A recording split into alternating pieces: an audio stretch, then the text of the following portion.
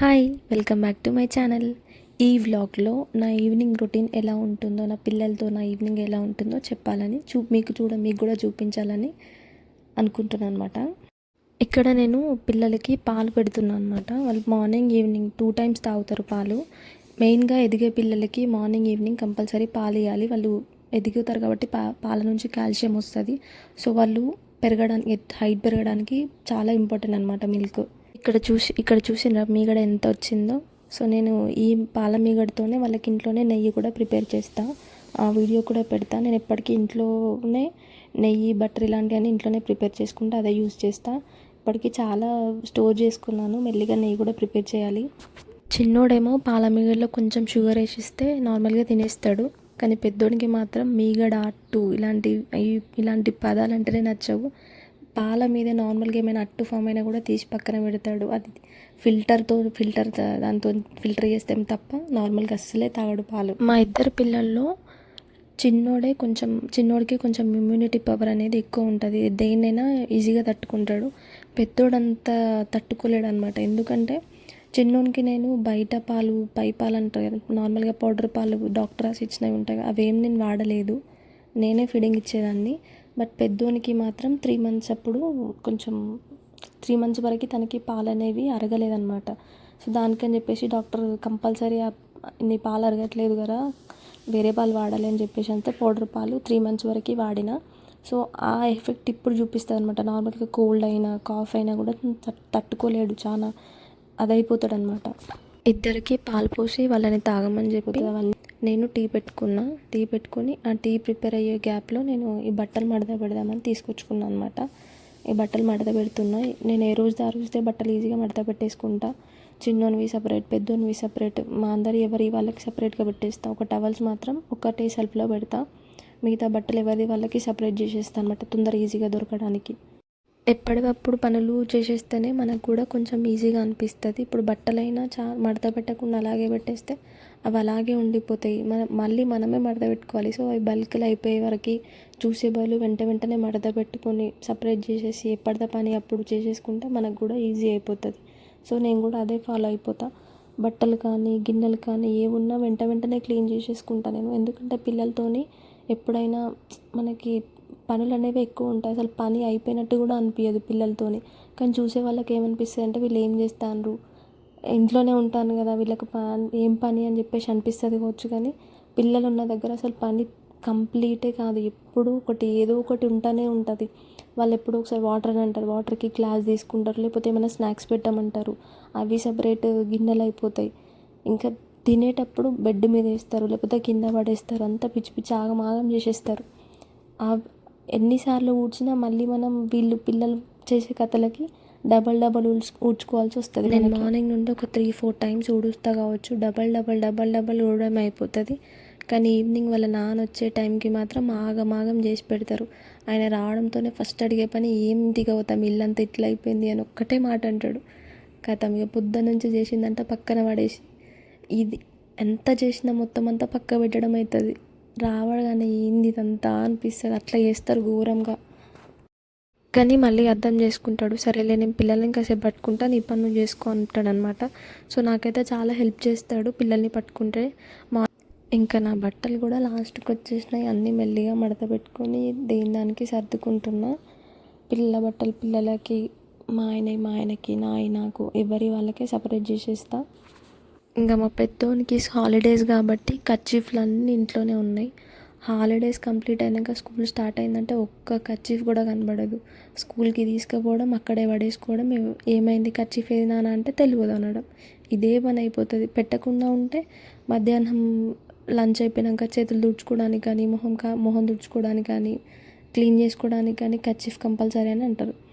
అది పెడితే వాడేమో మొత్తం అక్కడే పడేసి వస్తాడు కర్చీఫ్లన్నీ. ఇంకా పడేస్తాడని మనం కర్చీఫ్లు పెట్టకుండా ఉంటామా, వాళ్ళు తీసుకుపోకుండా ఉంటాడా? కంపల్సరీ మనం పెట్టాల్సిందే. మన చిన్నప్పుడు కూడా మనం ఎన్ని పోగొట్టినామో మన పేరెంట్స్ చెప్తారా. కానీ ఇంకా నేనైతే ఇద్దరికి పాలు పోసేసి ఇద్దరికైతే ఇచ్చేసిన. చిన్నోనికి ఏమో నార్మల్ ప్లెయిన్ పాలు కావాలి, మనకి షుగర్ వద్దు, ఏమొద్దు. పెద్దోనికి మాత్రం హార్లిక్స్, బూస్ట్ ఇలాంటి ఏదో ఒకటి కావాలి. పిల్లలకి నేనైతే షుగర్ అలవాటు చేయలేదు. వాళ్ళకి షుగర్ లేకుండానే తాగుతారు. ఇప్పటికైనా అంతే, షుగర్ లేకుండానే తాగుతారు. చిన్నోడు మాత్రం ఈజీగానే తొందరగానే తనకి పాలంటే ఇష్టం కాబట్టి ఈజీగానే తొందరగానే తాగేస్తాడు. ఇక మా పెద్దోడిని బతిలాడాలి, చల్లగా అయితేనో చల్లగా అయిపోయినాయి అని ఏడుస్తాడు, వేడి చేస్తేనో బాగా వేడినాయని ఒకసారి ఏం చేస్తాం, బెదిరించలేము, కొట్టలేము, అట్లా అని చెప్పేసి వదిలిపెట్టలేము. బెదిరిస్తా అప్పుడప్పుడు, మరీ భయం లేకుండా ఉంటే కూడా వాళ్ళు నెత్తికెక్కి కూర్చుంటారు అనమాట. సో భయపెడితే వాళ్ళ నాన్న మాత్రం భయపెట్టాడు, ఆయన కొంచెం గారాబం ఎక్కువ చేస్తాడనమాట. కానీ ఇట్లా ఎవరైనా ఒకరి భయం కంపల్సరీ ఉండాలి. సో ఇక్కడ నేనైతే ఈవినింగ్ టైం కంపల్సరీ నాకు టీ కావాలి, పిల్లలకి పాలు పోసి నేను కంపల్సరీ టీ తాగుతా. మార్నింగ్ ఒకవేళ మిస్ అయితే మాత్రం ఈవినింగ్ తాగుతా.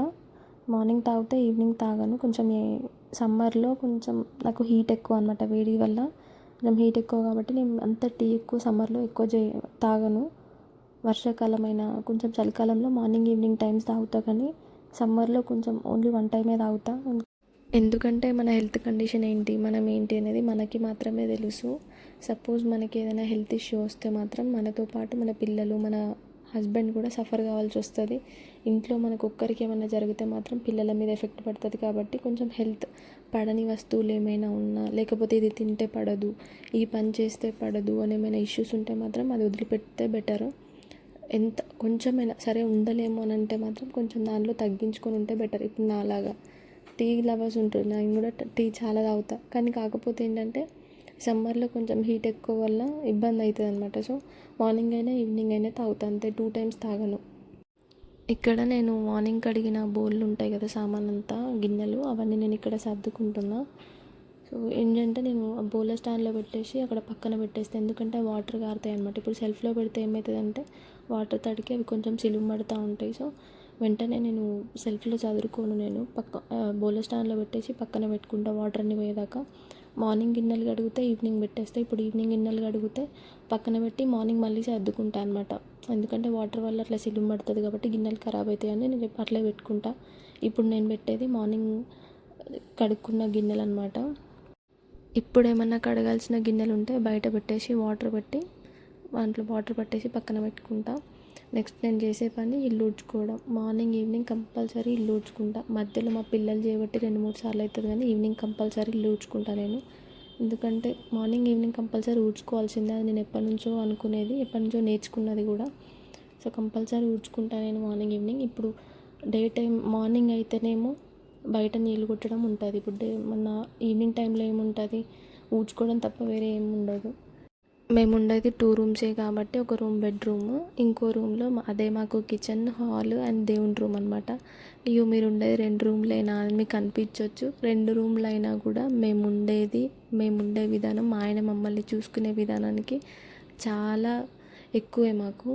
ఎందుకంటే మాకు ఏం చిన్న కష్టం వచ్చినా ఏదైనా తను చాలా సఫర్ అవుతాడు అనమాట. మమ్మల్ని చాలా బాగా చూసుకుంటాడు, ఏం కావాలన్నా తీసుకొస్తాడు. ఇది తినాలనిపిస్తుంది అని అంటే కంపల్సరీ తీసుకొస్తాడు.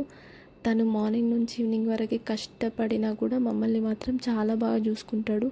ఇప్పటి వరకు కూడా తనే ఒక్కడే సఫర్ అవుతున్నాడు, కానీ మరి ఏదైనా వర్క్ చూసుకుంటావా అని కానీ, చూసుకో అని కానీ, ఏమైనా ఆలోచన ఉందా అని కానీ ఇలాంటివి ఏం అడగడు. ఇంట్లో ఉండి పిల్లలను చూసుకో అంతేగాని నువ్వు ఇంకో ఆలోచన పెట్టుకోకు, హెల్త్ చూసుకో, హెల్త్ పాడైపోతుంది అంటాడు తప్ప. కానీ తనకి నేను ఏదైనా హెల్ప్ చేస్తానంటే మాత్రం అస్సలు ఊరుకోడు. ఏం కాదు, చేసే టైం ముందు ఉంది కానీ ఫస్ట్ అయితే పిల్లల్ని చూసుకోని అంటాడు అనమాట నన్ను అయితే.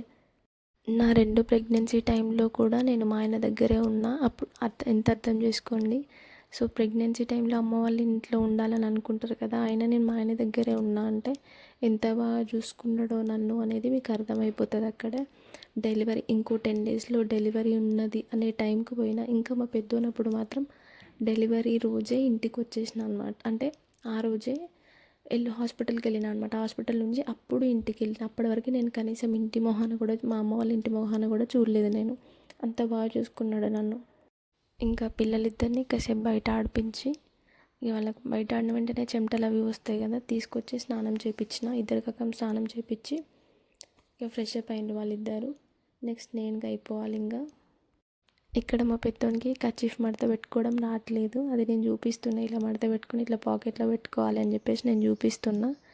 చూసిండు, ఇక కాసేపు బయటకు వెళ్ళిపోయిండు అనమాట. ఇక ఆడాడు బయట.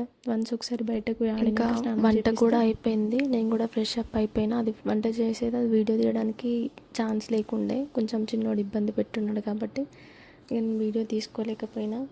సో ఇక్కడ కూడా నేను ఫ్రెష్ అప్ అయిపోయినా. సో వీడియో ఇంతవరకు చూస్తే మాత్రం దయచేసి నా ఛానల్ని సబ్స్క్రైబ్ చేసుకోండి. బాయ్. థ్యాంక్